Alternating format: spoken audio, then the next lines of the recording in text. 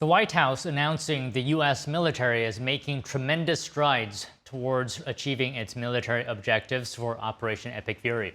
That's as the White House is assuring the operation will result in lower gas prices long term. We now go live to NTD's Washington correspondent Mari Otsu at the White House. Mari, good to see you. Hey, Don. Good afternoon. Yeah, Press Secretary Leavitt, 10 days into Operation Epic Fury, is touting the mission as a, quote, resounding success. And she's saying that the U.S. military is winning at an even, quote, faster pace than anticipated. This is as the Pentagon is saying that today will be the, quote, most intense day of strikes yet since the beginning of the operation. And both the White House and Pentagon are saying that the number of missile and drone attacks are down 90% from when the operation started 10 days ago. Take a look. More than 5,000 enemy targets have been struck so far. Iran's ballistic missile attacks are down more than 90%, and their drone attacks are down by approximately 85% since the start of Operation Epic Fury. The United States is also annihilating the Iranian regime's navy, and we have destroyed more than 50 Iranian naval vessels, including a major drone carrier ship. None of the regime's vessels are operating in major regional waterways, and the Iranian Navy has been assessed as combat ineffective. The White House is also clarifying what President Trump means when he says that there will be no deal with Iran except unconditional surrender, and when this operation will be over. That's as the Pentagon says that their will is, quote, endless, but that the president is ultimately the person who will determine the end state of his objectives, assuring us that this is not an endless war. Take a look. Well, when President Trump says that Iran is in a place of unconditional surrender, he's not claiming the Iranian regime is going to come out and say that themselves. What the president means is that Iran's threats will no longer be backed by a ballistic missile arsenal that protects them from building a nuclear bomb in their country. I could make an empty threat, but if I have no actions to back it up, then it's an empty threat. And so President Trump will determine when Iran is in a place of unconditional surrender, when they no longer pose a credible and direct threat to the United States of America and our allies. Meanwhile, Don, the White House is also assuring that once all of the national security objectives of the operation have been achieved, they say that Americans will see oil and gas prices drop potentially even lower than they were prior to the beginning of the operation. And this is coming as President Trump says that Iran will be struck 20 times harder than before if the regime blocks the flow of oil through the Strait of Hormuz. Back to you. All right, Mari, thank you.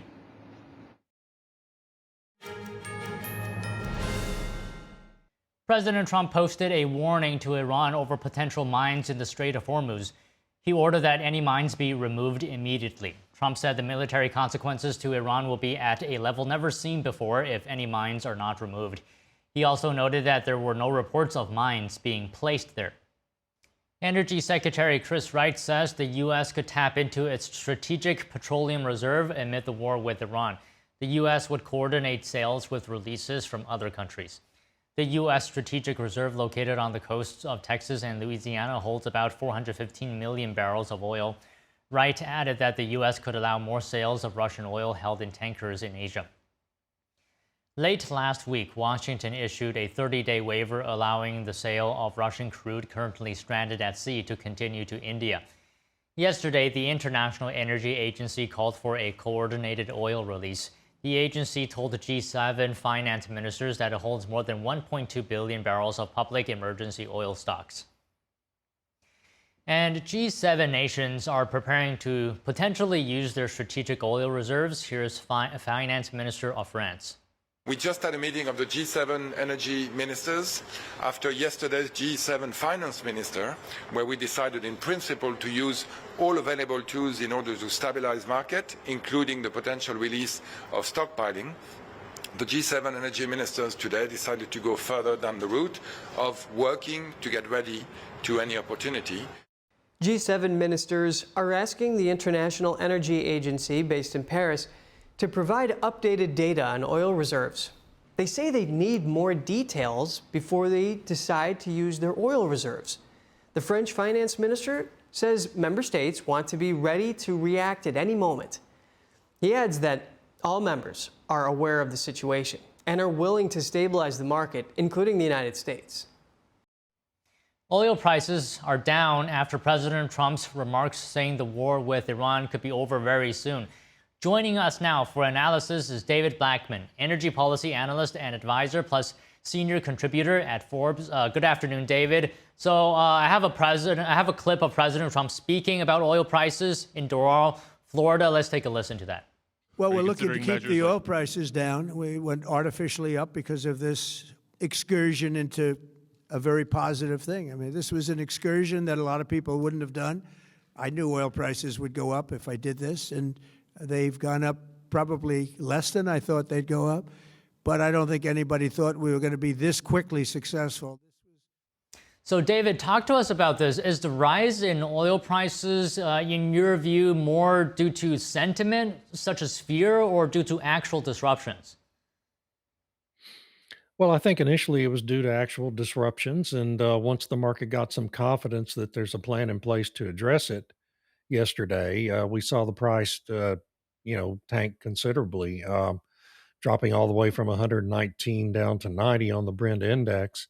That's a big drop. In fact, combined with the drop today, a little further today, it's about the most rapid fall in oil prices I can remember, other than during the COVID epidemic. And I've been following it for 45 years. So it's pretty significant fall. And hopefully that will continue as the market traders, gain more confidence that things are stabilizing. But you still have the issue with, tanker traffic being paralyzed around the Strait of Hormuz, and that's a tough one to resolve.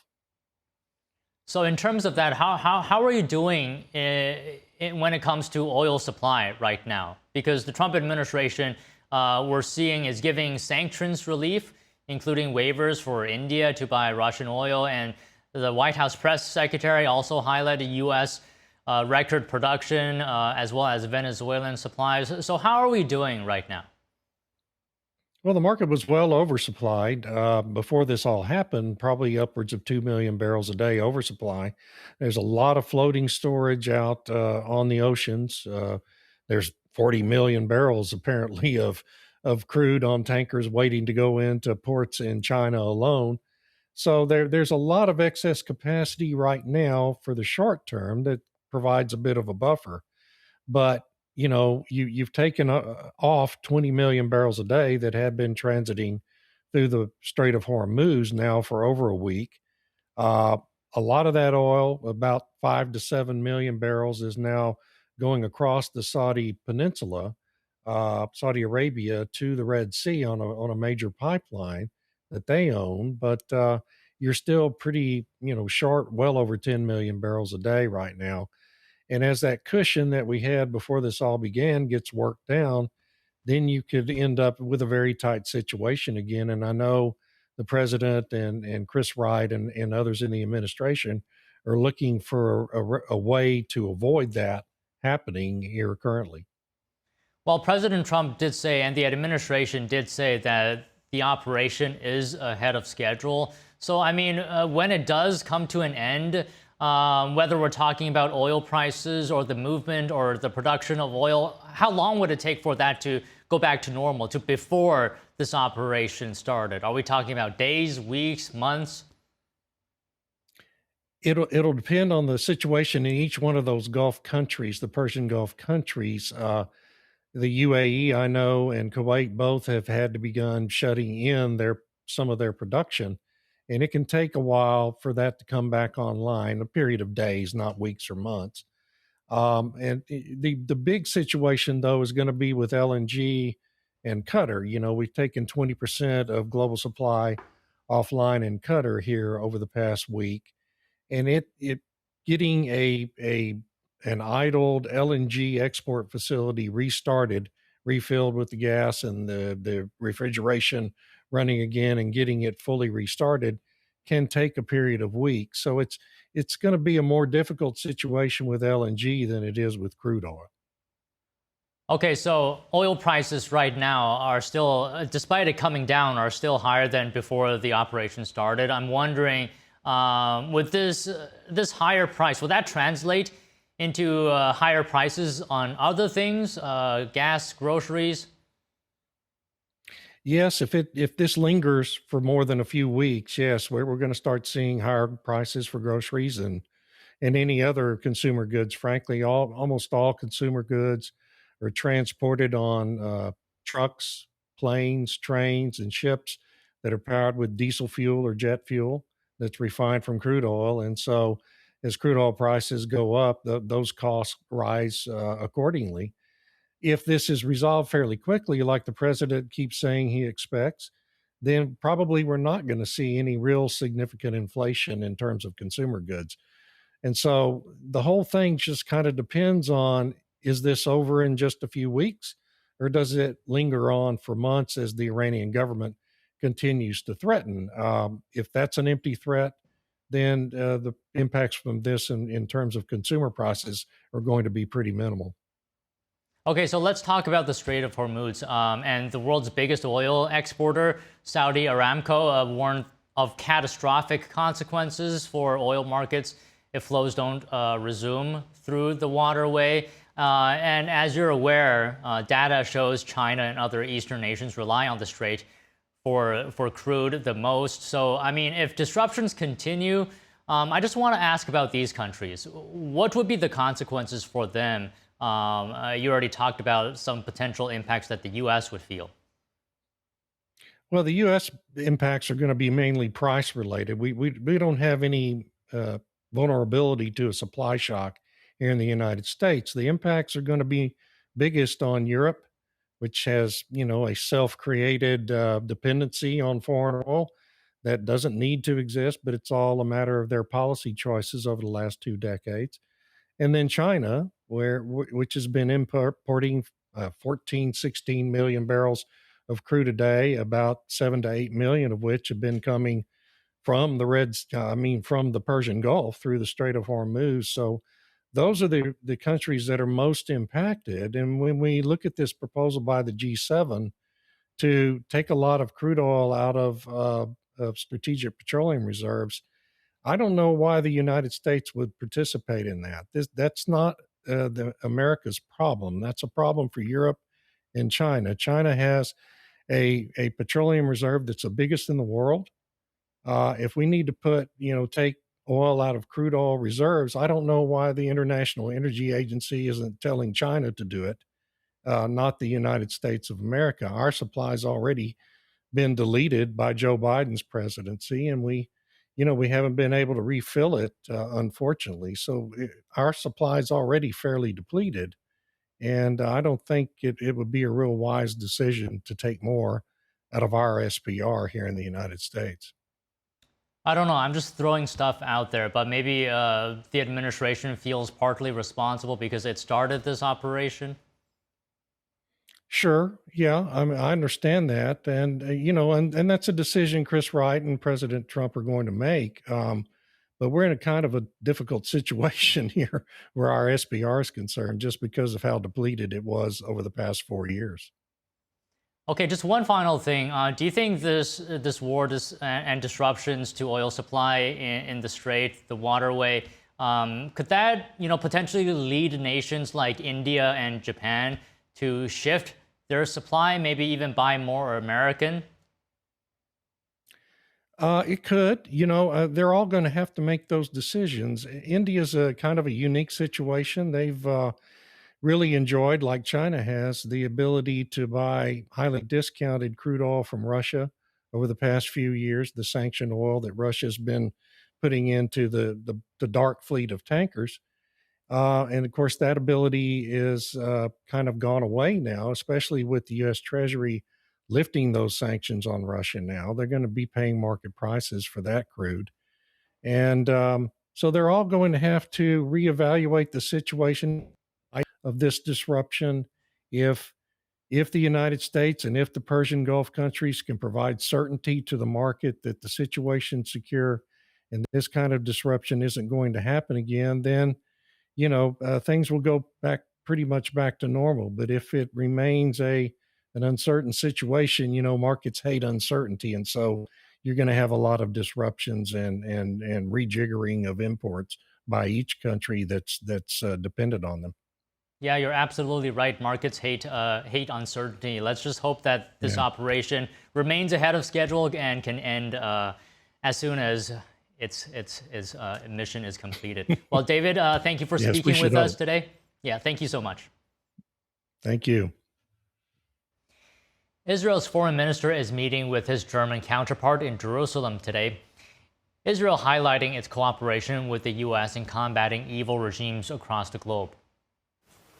We don't know what he would have done if Saddam Hussein had nuclear weapons. I personally heard it in Washington, D.C. from a very, very senior officials in 2002 that America is lucky Israel acted. And Israel and the United States, under the leadership of Prime Minister Netanyahu and President Donald Trump, acted to prevent the world's most dangerous regime from obtaining the world's most dangerous weapon. The German foreign minister voicing his full support for the operation against Iran. Like his Israeli counterpart, he also says it's crucial to combat evil regimes across the globe. He added that the timing of the operation against Iran is crucial.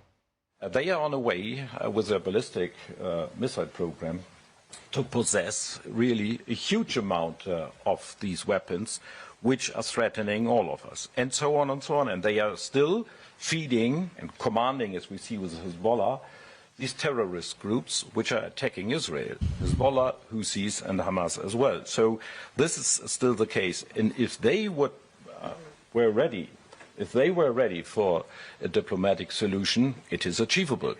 But per now, this is what we hear from Tehran, they are not ready for a diplomatic solution.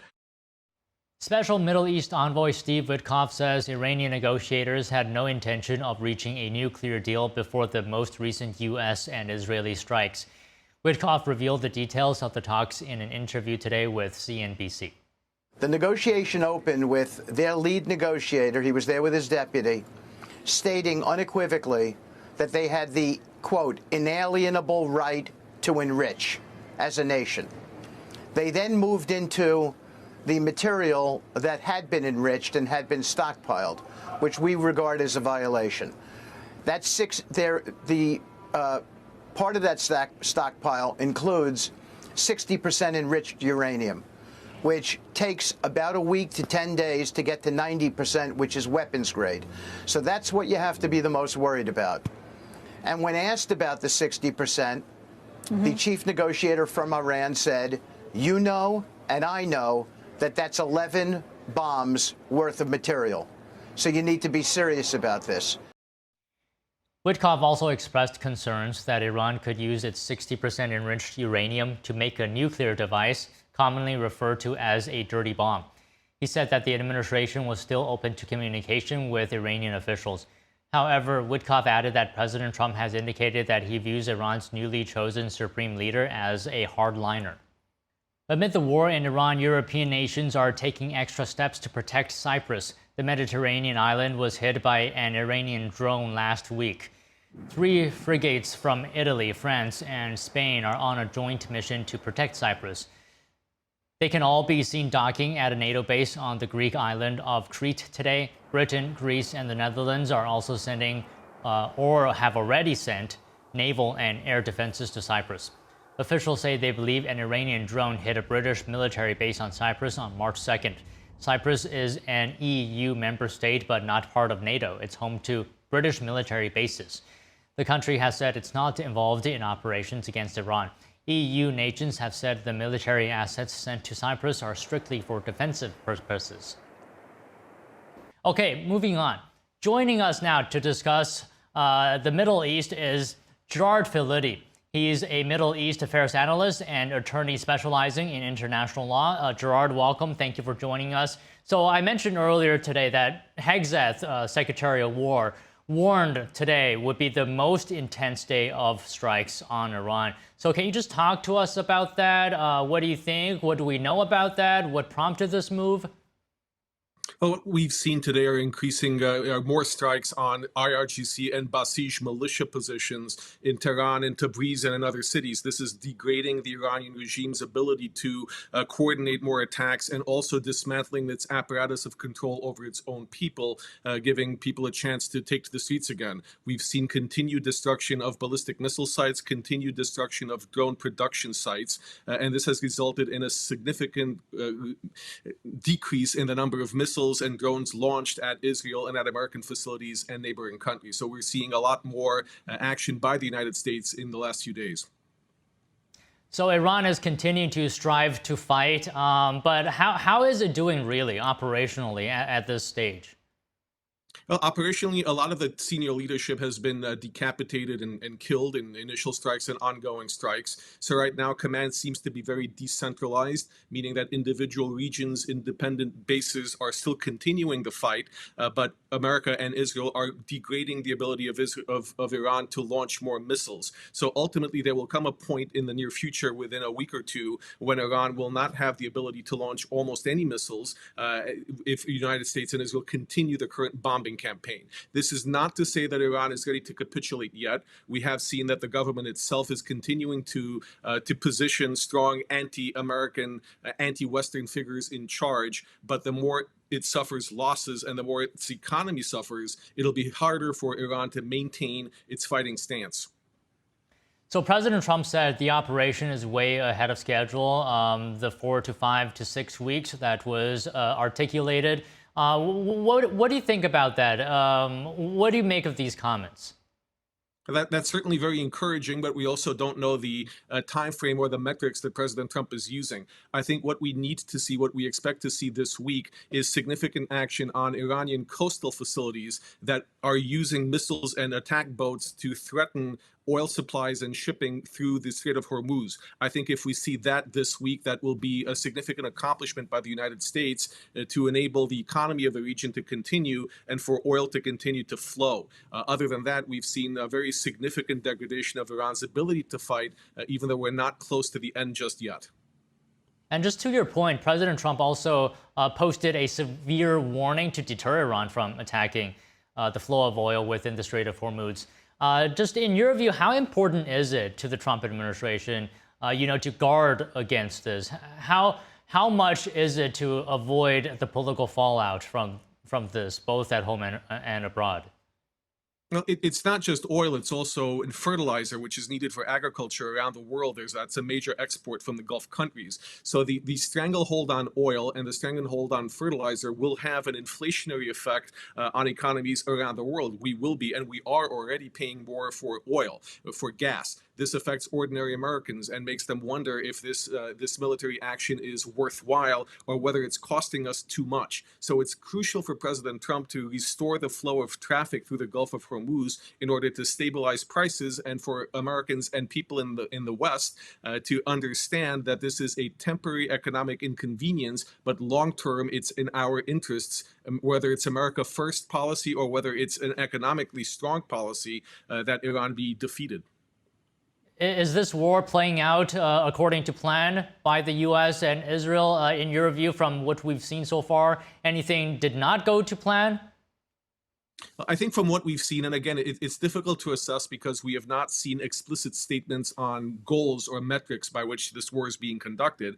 But I think it's safe to say that it is going to plan to the extent that we have removed very hostile Iranian leadership, IRGC battalions, divisions, and leadership structures, communication structures, and the ability of Iran to continue manufacturing and launching missiles. So Iran is much less of a threat to the Gulf, to Israel, and to the United States today than it was 10 days ago when we started this action. America is therefore succeeding in what it set out to defend ourselves from this threat, but long term it remains to be seen whether we can effect a regime change of some kind that brings lasting stability and peace to the region. Okay, on that note, you're talking about a regime change. What do you think about Iran's new supreme leader, the son of Khamenei? President Trump is saying that he won't last long. Other people saying that we're just going to see a continuation of Ali Khamenei through his son. Just give us your overall thoughts on this. Well, his son is very much a hardliner in the style of his father. He has a deep and seated hatred of the West of America, of Israel, very much looking to avenge the death of his father and, for that matter, his mother in American and Israeli strikes. So this is definitely a hardliner who would continue Iran's oppressive rule within Iran against its people and threaten the West. So it is a crucial importance for the United States that he be eliminated as well, or he be removed from office. I think that it's safe to say that the U.S. and Israel are actively targeting him, looking for his location in order to eliminate him as well, and that the U.S. will continue to go through Iranian leadership until such time as they reach an accommodation with the U.S. They appoint someone who is more willing to talk peace. And President Trump has said he needs to be personally involved in that selection process as well. But let's leave it there for today, Gerard. Always great to have you on the show. Super. Thank you so much. President Trump is ramping up pressure on congressional Republicans to approve changes to voter ID requirements. He vows to stop signing other bills into law until it's done. But Senate Leader John Thune is unclear on how to move the bill forward amid opposition. NTD's Melina Weisskopf has the report. The Save America Act would require proof of citizenship to register to vote and a photo ID when voting in person. It's an issue that Republicans have repeatedly said is popular among both Republican and Democrat voters. This is about a 90-10 issue in the polling, because all that we've done tonight in this simple piece of legislation is apply common sense.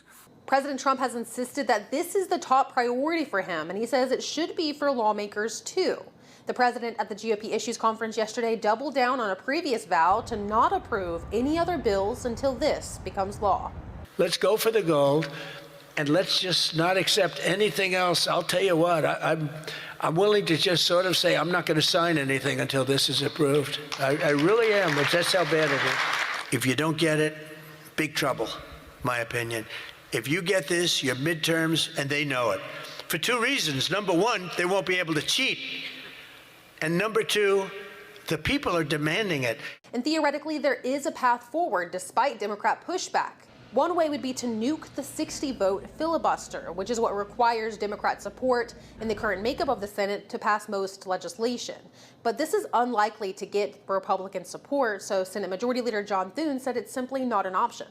There aren't anywhere close to the votes, not even close, to nuking the filibuster. And so that idea is something, although it continues to be put out there, is something that doesn't have a future. So is there another way of getting there? We'll see.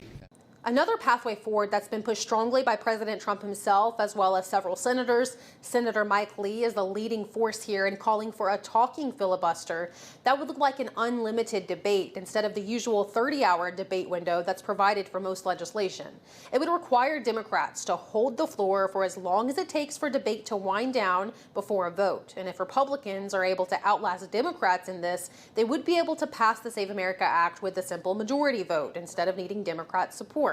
The idea has gotten a lot of steam online, but Senate Majority Leader John Thune dismissed the online push as the product of a paid influencer ecosystem. Senator Mike Lee last night pushing back. Tens of millions of Americans have jumped on the cause of supporting the Save America Act and using the talking filibuster to advance it.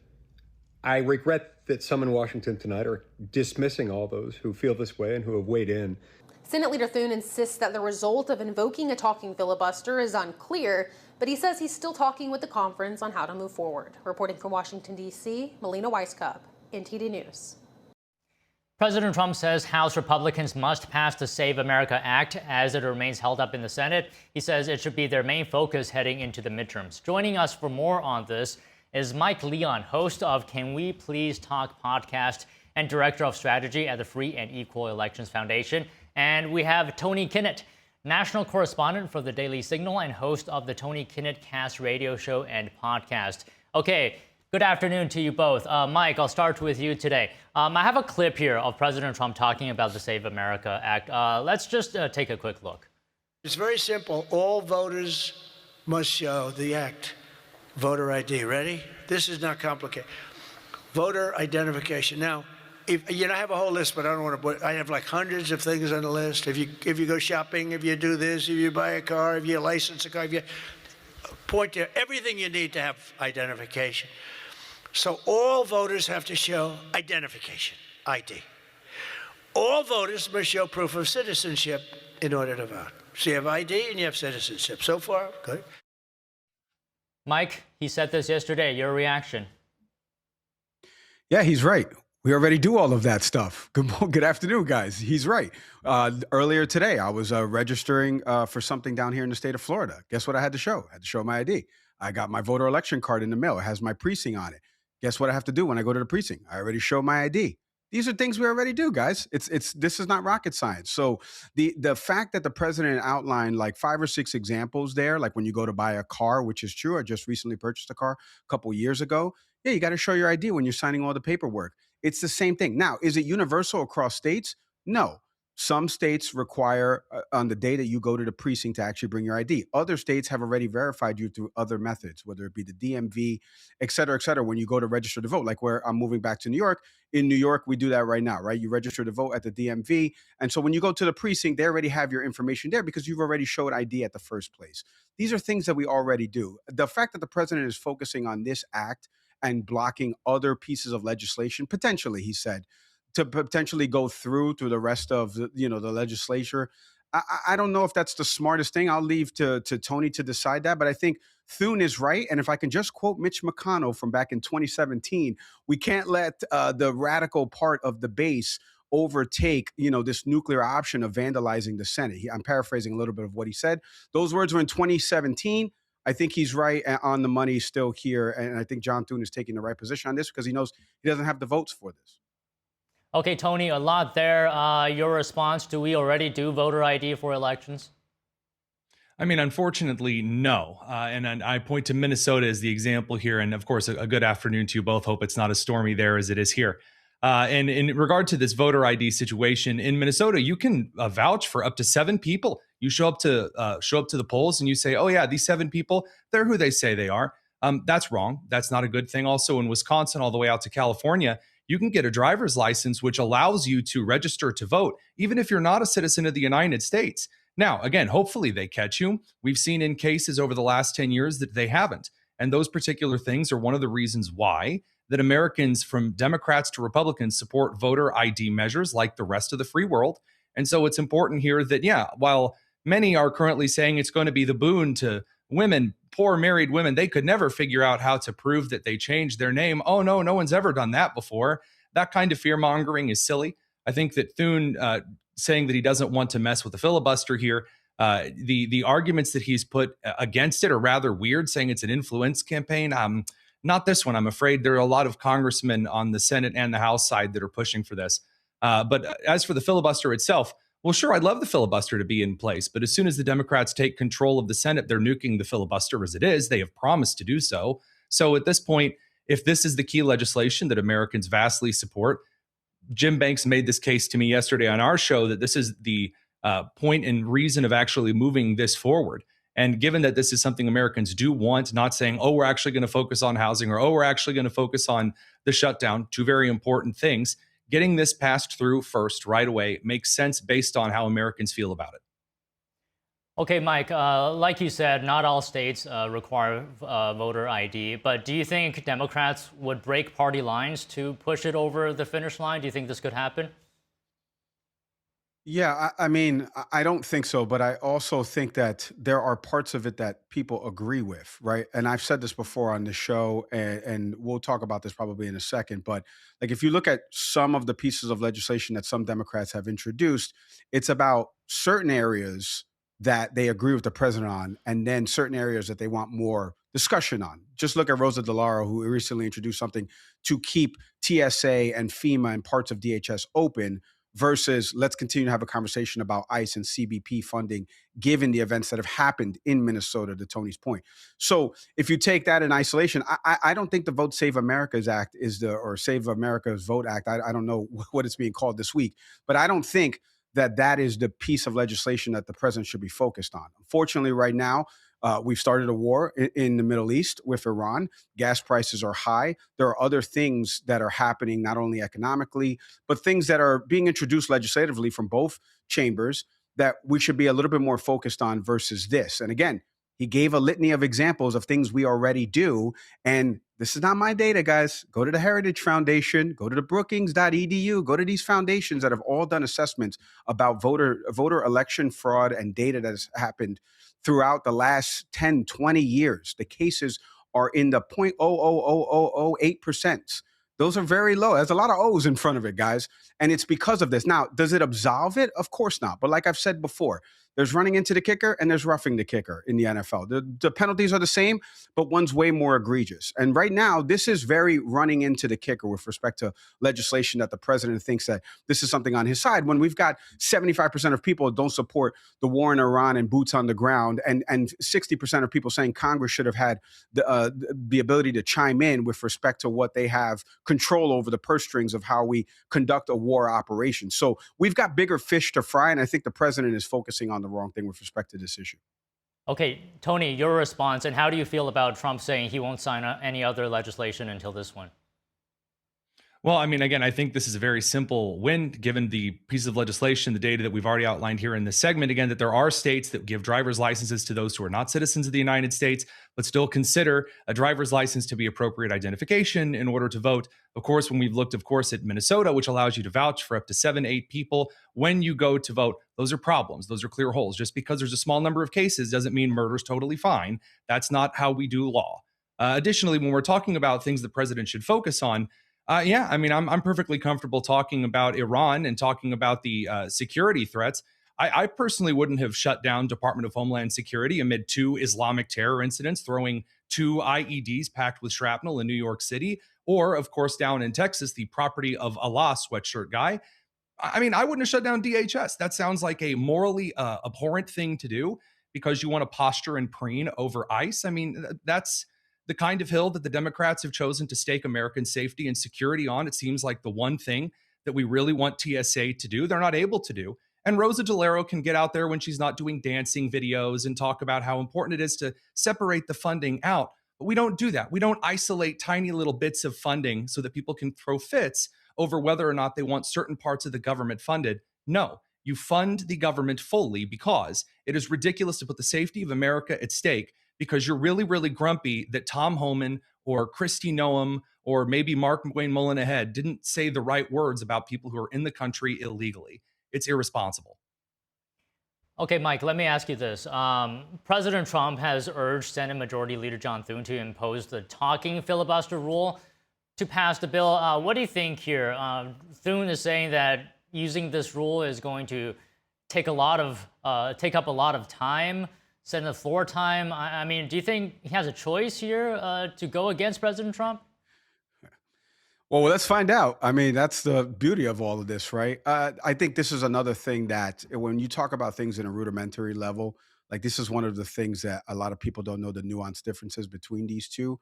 And I think John Thune is playing the numbers game, and he, like me, I would hope, is understanding that there are other things from a legislative perspective that need to get done. And this is something that I don't have the numbers right now. So why stop everything dead in its tracks? We already have passed the lowest amount of bills, or set to pass the lowest amount of bills since the previous iteration of Congress prior. So why would we want to do all of that and hold all of this up when I don't have the numbers here? This barely passed in the House. And as we were talking about before, there are parts of it that Thune has said we could try to get passed versus actually trying to just force this whole bill in when we don't have the actual numbers. And I want to go back to something Tony said.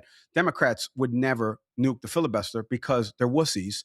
And if they did, they would have years ago. But Kyrsten Sinema and Joe Manchin decided not to. And Chuck Schumer is inept. And Hakeem Jeffries is inept. So they're wussies, and they're never going to do it. See, Republicans actually do it, the thing that they're going to do, whether it's, talk about DEI, CRT, all these other things, they actually do it. Democrats will talk, and they'll talk above your head, and then they'll never actually do it. And that's the frustration that I've heard from Democrats all come on, throughout Mike. life. Come on. It's true.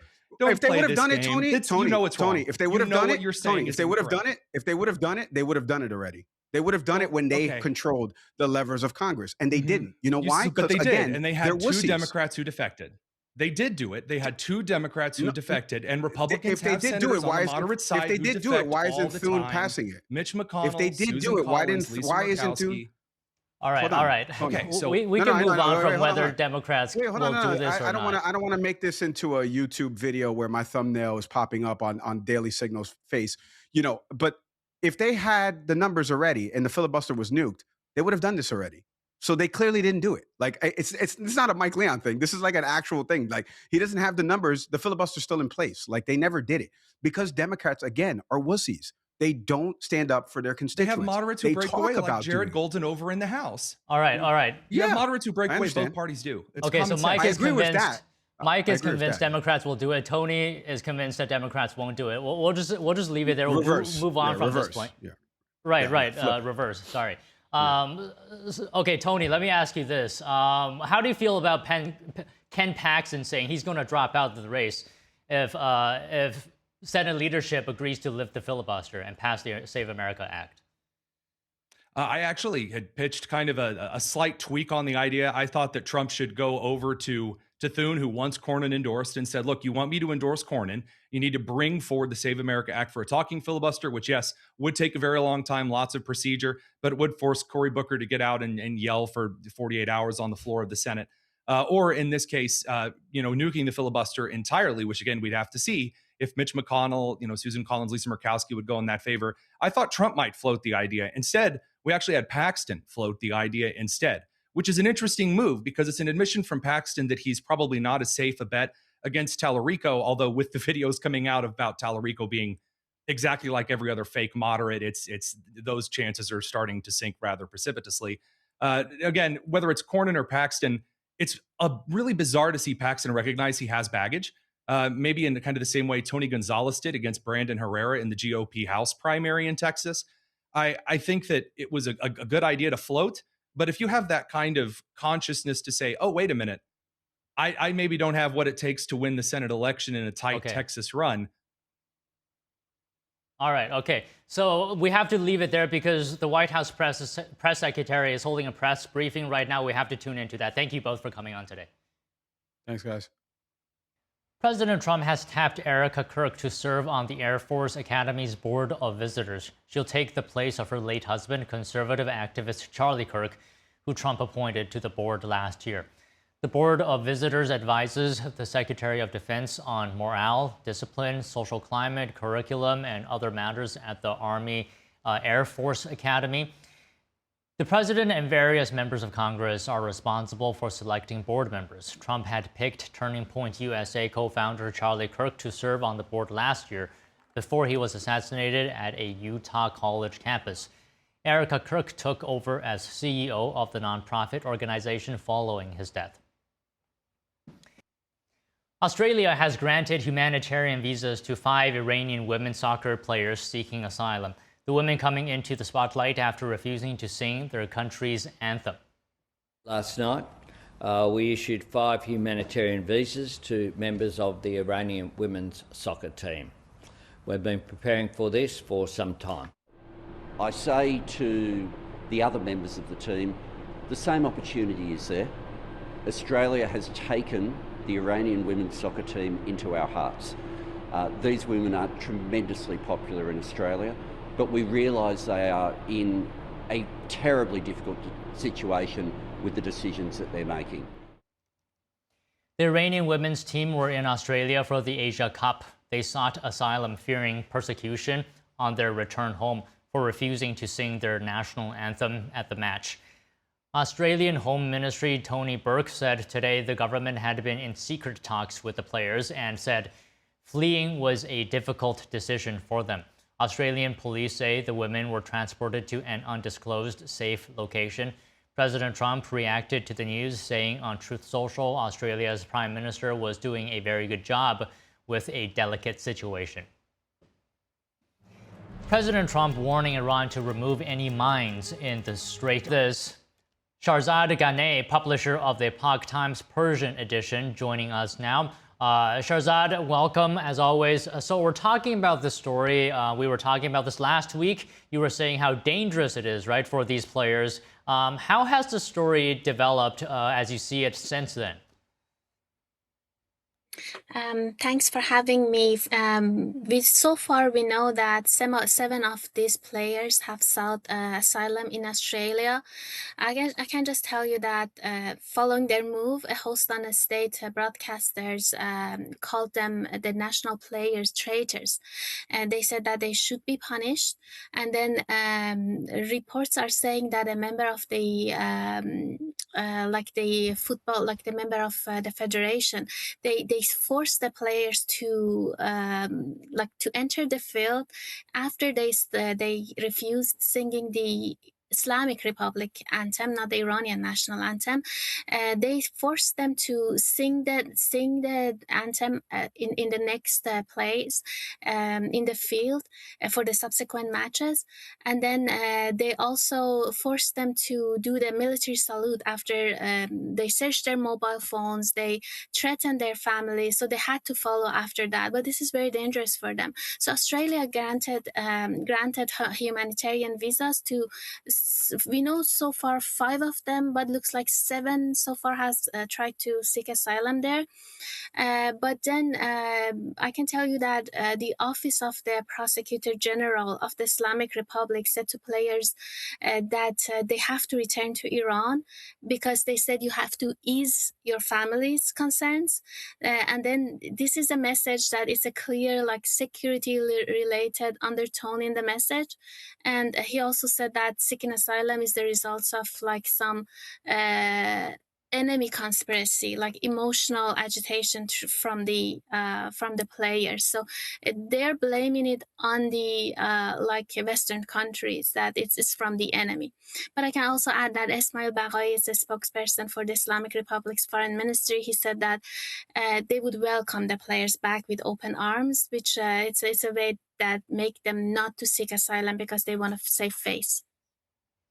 And you're saying that this regime is threatening the families of these players. It just goes to show how bad this regime really is. And I want to mention this as well, Shahrzad. Reports are suggesting that human rights groups had tried to speak with the women's team while they were in Australia, but were denied access. That's an interesting situation. Do you know what the situation would have been for the team in the following days following the protest? Yeah, we know that there was a group of Iranian who tried to follow them from their hotel to the location they were taking them, and from the inside of the bus they were showing the like a SOS hand sign. And people were trying to, like, Iranian people would lay down in front of the bus so to avoid the bus from taking them to where we don't know at this moment. But there are there are a lot of risks related to this move of the players. We know that the only thing confirmed here is that we know that 7 of them are not going back to Iran, so they're going to be safe, but the rest will be taken back. So on that point, the rest of the squad that is returning to Iran, what are we expecting there? What is the reception upon their return? Just talk to us about that situation. I can just say that in the past, for the athletes who publicly tried to challenge the authorities or they had any political stance, they faced intimidation, interrogation, and sometimes detention. And the authorities could say that, okay, these actions, we interpret that as a political act. So you've been disloyal to the state, to the Islamic Republic. So one possible risk is legal pressure. Then there is the Iranian judiciary that they used to charge some propaganda, like they say they've done propaganda against the state. So or they can say that they've acted against the national security. These are usually how they charge them. They charge against them, but that can be for journalists, activists, and in this case for athletes. So there are several forms of putting pressure on them. And how did the Iranian public view this protest of not singing the anthem? They're worried for them because in the past we had similar cases. Like it was there's a well-known case of Navid Afkari. He's an Iranian wrestler. He participated. I think it was 2018. He did a protest. He was arrested and he was accused of killing a security officer. So later he was executed in 2022. So they can charge you with something that you have not done to this extent. So the public, they are worried. Everyone is so worried. Even the Iranian that gathered in Australia, they were worried for the future. So they wanted to do something for them. And then, so for Navid Afkari, they said the confession he did was something that they was obtained under torture and pressure, so that they eventually executed him. Another example was Elnaz Rekabi. She's an Iranian climber. She competed in South Korea in 2022, and then she refused to wear the headscarf, like it's a mandatory headscarf that all the athletes should have, otherwise they cannot compete. They should be fully covered, follow the dress code. And then after she returned to Iran, she was questioned by the authorities, and then we know that based on the reports we received, and the activists were saying that her family was under pressure. So in general, I would say that Iranians are, like, the public is so worried about it. Yeah, I'm seeing a lot of similarities between these tactics by the Iranian regime and the Chinese Communist Party. Very unethical. So let me just ask you one last question. What's the impact of this protest of not singing the anthem? How is it going to impact the players in terms of their professional careers? But it definitely would affect their professional careers. They might be banned to compete in the future, especially for these athletes, because it was the worst time. It was 2 days after the Khamenei's death when the news came out, and this is showing that they are not loyal to the Islamic Republic. So it might be that they could never compete in the future. Okay, Shahrzad, thank you for giving us your time. Really appreciate it. Thanks for having me.